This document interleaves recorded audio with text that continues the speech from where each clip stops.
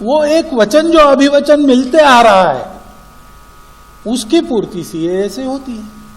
जो प्रताड़ित होकर आते उनका नाम है उसमें, जो प्रताड़ित होकर नहीं आते उनका नाम नहीं है। एनआरसी का भी ऐसे ही है। प्रत्येक देश में होता है भाई, अपने देश में जो रहने वाले हैं उसमें अपने देश का नागरिक कौन है, जानकारी की बात है ना।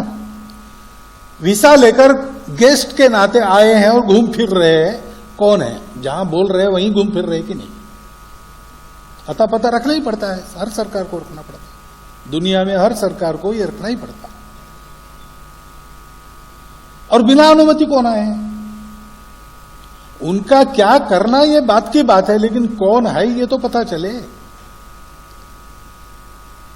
तो अपने देश के नागरिक कौन है ये जानने की अनेक पद्धतियां है, उसमें एनआरसी एक पद्धति है। ये किसी के खिलाफ नहीं है, परंतु बात जब जाती है, क्योंकि जाना ही है उसको, सरकार करेगी ये सब, तो ये पॉलिटिकल डोमेन में जाएगा। और अब है जैसी पॉलिटिक्स की स्थिति, उसमें इसका केवल पॉलिटिकल माइलेज के हिसाब से विचार होगा, अथवा उसी को हवा देने के लिए कुछ लोग सीधा इस नैरेशन को कम्युनल लाइंस पर लाके लोगों में डाल देंगे। देखो, हिंदू मुसलमान बना दिया इन दोनों विषयों को, हिंदू मुसलमान उनका विषय ही नहीं है।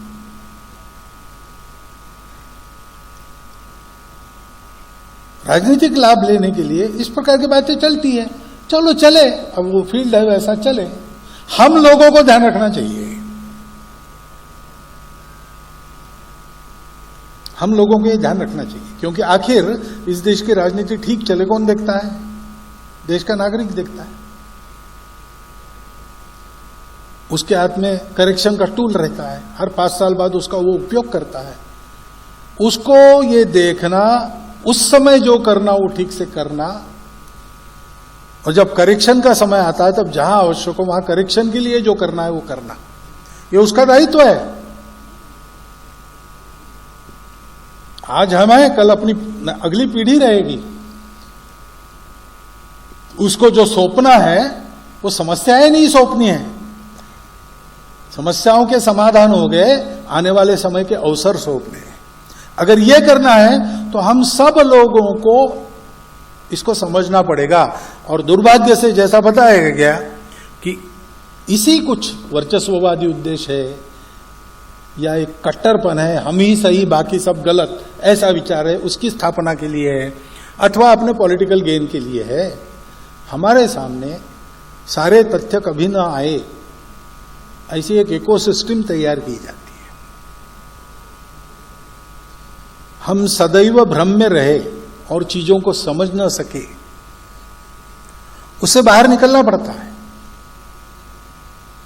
और बाहर निकलना पड़ता है तो ऐसे अध्ययन होने पड़ते हैं।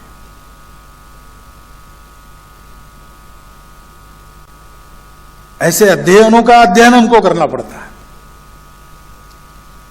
विषय उसकी समग्रता में, उसकी पूरे पृष्ठभूमि में, भविष्य में होने वाले उसके परिणामों के अनुमान के साथ समझना पड़ता है और फिर अपने कर्तव्य का निर्धारण करना।